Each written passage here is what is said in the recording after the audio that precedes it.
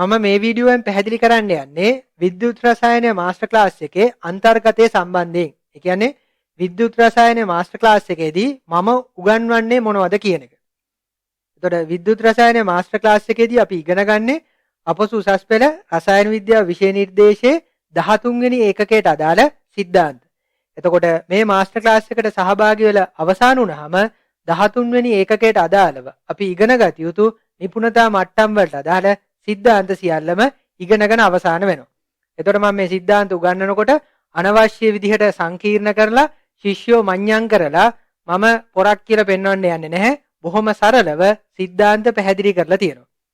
එතකොට විද්‍යුත් රසායන master class එකේදී අපි ඉගෙන ගන්න සිද්ධාන්ත මූලිකව කොටස් තුනකට වෙන් කරන්න පුළුවන්. ඒතර මම මුලින්ම උගන්වනවා විද්‍යුත් විච්ඡේදය පිළිබඳව.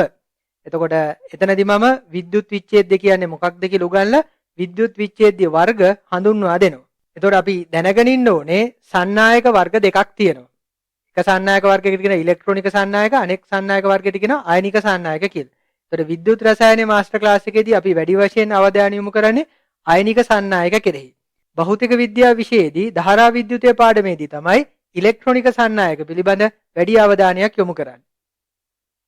එතකොට විද්‍යුත් සන්නායකතාව කියන්නේ මොකක්ද කියලා අපි දල වශයෙන් විද්‍යුත් රසායන මාස්ටර් ක්ලාස් එකේදී ඉගෙන ගන්නවා. ඊට පස්සේ අපි කරුණු සාකච්ඡා කරනවා විද්‍යුත් සන්නායකතාව කෙරෙහි බලපාන කරුණු ගැන. ඒ විදිහට අපි විද්‍යුත් රසායනය ගැඹුරින් ඉගෙන ගැනීම සඳහා අවශ්‍ය වන මූලික සංකල්ප ටික ඉගෙන ගන්නවා. ඊට පස්සේ අපි ඉගෙන ගන්නවා ඉලෙක්ට්‍රෝඩ ගැන. ඉලෙක්ට්‍රෝඩ වර්ග 4ක් ගැන අපි ඉගෙන ගත යුතුයි. ඒවා තමයි ලෝහ අයන ලෝහ ඉලෙක්ට්‍රෝඩ, වායුමය ඉලෙක්ට්‍රෝඩ, ලෝහ අද්‍රාව්‍ය ලවණ ඉලෙක්ට්‍රෝඩ සහ ඔක්සිහරණ ඉලෙක්ට්‍රෝඩ. එතකොට මෙන්න මේ ඉලෙක්ට්‍රෝඩ ගැන ඉගෙන ගන්නවා. ඊට පස්සේ ඉලෙක්ට්‍රෝඩ විභවය කෙරෙහි බලපාන කරුණු ගැන ඉගෙනගෙන ඒ අනුව සම්මත ඉලෙක්ට්‍රෝඩයක් කියන්නේ මොකක්ද කියලා හඳුන්වලා දෙනවා. ප්‍රායෝගිකව ඉලෙක්ට්‍රෝඩයක විභවය මනින්න ගියාම ඇතිවන ගැටලුව පැහැදිලි කරලා දීලා ඒ ගැටලුව මගහරවා ගැනීම සඳහා පාවිච්චි කරන උපක්‍රමයක් කියලා දෙනවා. එතකොට ඒ විදිහට සම්මත ඉලෙක්ට්‍රෝඩ විභව මැනීම ගැන අපි කරුණු සාකච්ඡා කරනවා. ඊට පස්සේ සම්මත ඉලෙක්ට්‍රෝඩ විභවය පදනම් කරගෙන විද්‍යුත් රසායනික ශ්‍රේණිය ගොඩනගලා තියෙන්නේ කොහොමද කියලා ඉගෙන ගන්න. එතකොට විද්‍යුත් රසායනික ශ්‍රේණිය පදනම් කරගෙන මූලද්‍රව්‍යවල ගතිගුණ සහ මූලද්‍රව්‍යවල ස්වභාවික පැවැත්මේ තියෙන රටාවල් අපි ඉගෙන ගන්නවා. ඒත් එක්කම සම්මත ඉලෙක්ට්‍රෝඩ විභවයට සම්මත ඔක්සිහරණ විභවය කියලාත් හඳුන්වනවා. ඊට හේතුව අපි ඉගෙන ගන්නවා. එතකොට විද්‍යුත් රසායනික කෝෂ වර්ග දෙකක් තියෙනවා. එක වර්ගයකට කියනවා ගැල්වානි කෝෂ, අනෙක් වර්ගයට කියනවා විද්‍යුත් විච්ඡේදන කෝෂ. එතකොට ගැල්වානි කෝෂය යටතේ අපි සරල කෝෂය, ඩැනියල් කෝෂය, ලෙක්ලාන්ජ් කෝෂය, වියලි කෝෂය සහ ලෙඩ් ඇකියුමුලේටරය පිළිබඳව ඉගෙන ගන්න. එතකොට මේ අවස්ථාවේදී අපි ඉගෙන ගන්නවා යම්කිසි ගැල්වානි කෝෂයක විද්‍යුත්ගාමක බලය ගණනය කරන ආකාරය, ඒ වගේම ගැල්වානි කෝෂයක විද්‍යුත්ගාමක බලය වෙනස් වීමට බලපාන කරුණු මොනවද කියන එක. එතකොට විද්‍යුත්ගාමක බලය වෙනස් වීමට බලපාන කරුණු අනුව යම්කිසි ගැල්වානි කෝෂයක විද්‍යුත්ගාමක බලය වෙනස් වෙන්නේ කොහොමද කියලාත් අපි කරුණු සලකා බලනවා. විද්‍යුත් රසායන පාඩම ඉගෙන ගැනීමේ එක වැදගත් යෙදුමක් තමයි යම්කිසි ප්‍රතික්‍රියාවක ස්වයංසිද්ධතාව තීරණය කිරීම. එතකොට ස්වයංසිද්ධතාව තීරණය කරන එක ක්‍රමයක් අපි ශක්ති විද්‍යා පාඩමේදී ඉගෙනගෙන තියෙනවා. මතකද ඒ ක්‍රමය?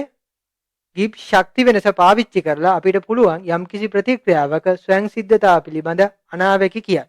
ඒ වගේම ගැල්වානි කෝෂ ඇසුරෙන් අපි ඉගෙන ගන්නා සිද්ධාන්ත පාවිච්චි කරලා අපිට පුළුවන් යම්කිසි ප්‍රතික්‍රියාවක ස්වයංසිද්ධතාව තීරණය කරන්න. එතකොට ප්‍රතික්‍රියාවක ස්වයංසිද්ධතාව ගැල්වානි කෝෂ ඇසුරෙන් නිගමනය කරන ආකාරය පිළිබඳව බොහෝ අවස්ථාවලදී ගුරුවරු තමන්ගේ සිසුදරු දැරියන්ට කරුණු උගන්වන්නේ නැහැ.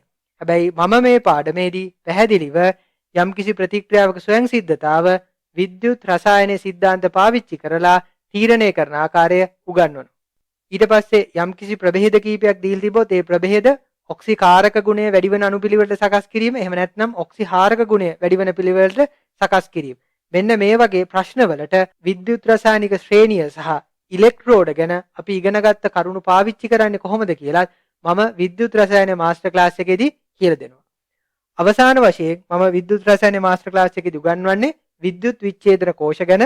එතනදී ජලයේ විද්‍යුත් විච්ඡේදනය ගැන මම උගන්වනවා. ඊළඟට ජලීය කොපර් සල්ෆේට් ද්‍රාවණයක විද්‍යුත් විච්ඡේදනය අවස්ථා දෙකකින් සලකා බලනවා. නිෂ්ක්‍රීය ඉලෙක්ට්‍රෝඩය දාගෙන විද්‍යුත් විච්ඡේදනය කළොත් කොයි විදිහටද සිද්ධ වෙන්නේ? කොපර් ඉලෙක්ට්‍රෝඩය දාගෙන ජලීය කොපර් සල්ෆේට් ද්‍රාවණයක් විද්‍යුත් විච්ඡේදනය කළොත් ඒ විද්‍යුත් විච්ඡේදනය කොහොමද සිද්ධ වෙන්නේ? ඒ අවස්ථා දෙක සලකා බලලා ඒ විද්‍යුත් විච්ඡේදන වලින් අපි ඉගෙන ගන්න මූලධර්ම වෙනත් විද්‍යුත් විච්ඡේදන සඳහා නැත්නම් ප්‍රායෝගිකව අපිට වැදගත් වන ආකාරය පැහැදිලි කරලා දෙනවා. ඊළඟට මම ජලීය සෝඩියම් ක්ලෝරයිඩ් ද්‍රාවණයක විද්‍යුත් විච්ඡේදනය සහ විලීන සෝඩියම් ක්ලෝරයිඩ් ද්‍රාවණයක විද්‍යුත් විච්ඡේදනය ගැන කරුණු සාකච්ඡා කරනවා. එතකොට ඒ ඉගෙන ගන්න මූලධර්ම අපිට වැදගත් වෙන්නේ කොහොමද කියලාත් මම පැහැදිලිව කරුණු සාකච්ඡා කරනවා. අවසානයේට විද්‍යුත් විච්ඡේදනය පිළිබඳ ෆැරඩේ නියම දෙකක් තියෙනවා. ඒ ෆැරඩේ නියම දෙක සහ විද්‍යුත් විච්ඡේදනය පිළිබඳ ෆැරඩේගේ දෙවැනි නියමයෙන් ලබාගෙන තියෙන විශේෂ ප්‍රතිඵලයක් තියෙනවා. ඒ ප්‍රතිඵලය පාවිච්චි කරලා ගණනය කිරීම කරන්නේ කොහොමද කියලාත් පැහැදිලි කරලා දෙනවා. එතකොට මෙන්න මේ කරුණු අමිලගුරු විද්‍යුත් රසායනීය මාස්ටර් ක්ලාස් එකට සහභාගී වීමෙන් දුවලා පුතාලාට ඉගෙන ගන්න පුළුවන්. ඒ සඳහා කරන්න තියෙන්නේ amilaguru.com වෙබ්සයිට් එකට යන්න. ඊට පස්සේ මාස්ටර් ක්ලාසස් ටැබ් එක ක්ලික් කරන්න. මාස්ටර් ක්ලාසස් වල විද්‍යුත් රසායනීය මාස්ටර් ක්ලාස් එක තෝරගන්න. ඊට පස්සේ දුවලා පුතාලාට පුළුවන් වීඩියෝ ලෙසන්ස් කියන ටැබ් එකට ගිහිල්ලා ඊට පස්සේ දුවලා පුතාලාට පුළුවන් තමන්ගේ Google account එක පාවිච්චි කරලා amilaguru.com වෙබ්සයිට් එකට ලොග් වෙලා විද්‍යුත් රසායනීය මාස්ටර් ක්ලාස් එකට අදාළ පාඩම් ඉගෙන ගන්න පටන් ගන්න. එතකොට යම්කිසි ගැටලුවක් ඇති වුණොත් 0777 123 285 දුරකථන අංකයට ඒ ගැටලුව දැනුම් දෙන්න අපිට පුළුවන්. ඒ ගැටලුව විසඳලා විද්‍යුත් රසායනීය මාස්ටර් ක්ලාස් එකට අදාළ સિદ્ધාන්ත කැමැති තැනක ඉඳලා කැමැති වෙලාවක විද්‍යුත් රසායනීය સિદ્ધාන්ත ඉගෙන ගැනීමේ අවස්ථාව සකස් කරලා දෙන්න.